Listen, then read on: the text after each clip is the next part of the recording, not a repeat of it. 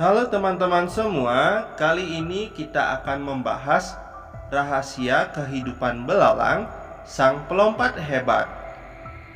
Apakah kalian tahu belalang? Belalang adalah serangga yang termasuk dalam ordo Orthoptera, yang juga mencangkup jangkrik dan belalang sembah. Mereka terkenal dengan kemampuan melompat dan terbangnya yang kuat, serta sering ditemukan di padang rumput, hutan, dan lahan pertanian. Bagian tubuh belalang yang pertama ada kepala. Terdapat sepasang mata majemuk besar, antena panjang, dan mulut yang kuat untuk mengunyah. Kemudian ada toraks. Bagian ini menghubungkan kepala dan abdomen serta tempat melekatnya sayap dan kaki.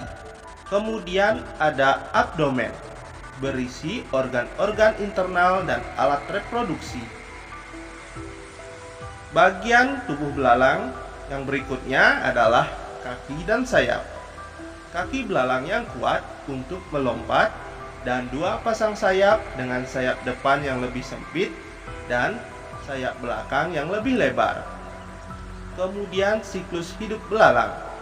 Tahapan siklus hidup belalang yaitu yang pertama telur.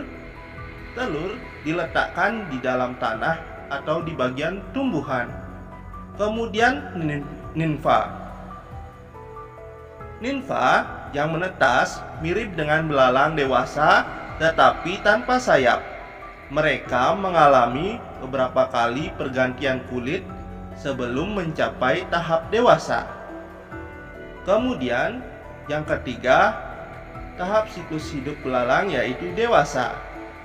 Belalang dewasa memiliki sayap yang berkembang dan siap untuk berkembang biak. Perilaku dan habitat. Perilaku belalang yaitu aktif di siang hari. Kemudian, makanan utama adalah berbagai jenis tumbuhan. Memiliki perilaku sosial dalam beberapa spesies, terutama saat berpindah dalam kelompok besar. Misalnya, belalang kembara. Kemudian, habitat. Habitatnya ditemukan di berbagai habitat seperti padang rumput, hutan, dan lahan pertanian. Lebih suka daerah yang terbuka dengan banyak sinar matahari. Peran ekologis belalang.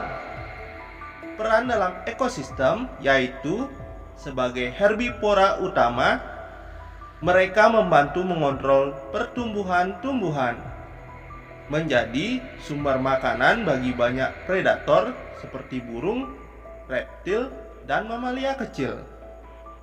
Kemudian, dampak terhadap pertanian.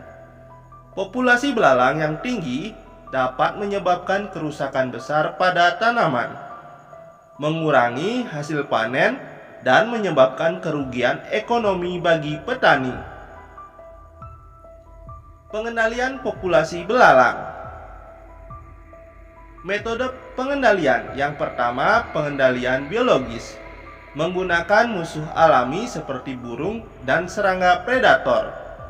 Kemudian, pengendalian kimia, menggunakan pestisida, tetapi harus digunakan dengan hati-hati untuk menghindari dampak negatif pada lingkungan. Kemudian, metode pengendalian kultur teknis, melakukan rotasi tanaman dan teknik pertanian lainnya untuk mengurangi populasi belalang. Nah, teman-teman semua, ada fakta menarik tentang belalang, yaitu belalang dapat melompat sejauh 20 kali panjang tubuhnya. Beberapa spesies belalang dapat menghasilkan suara dengan menggosokkan kaki belalang ke sayapnya, sebuah proses yang disebut stridulasi. Belalang juga telah ada selama lebih dari 250 juta tahun, jauh sebelum dinosaurus. Nah, jadi teman-teman semua, Belalang adalah serangga yang menarik dengan peran penting dalam ekosistem. Meskipun mereka dapat menjadi hama bagi pertanian, pemahaman yang lebih baik tentang kehidupan dan perilaku mereka dapat membantu dalam mengelola populasi mereka secara efektif dan ramah lingkungan. Nah, sekian dulu pengetahuan kita mengenai belalang.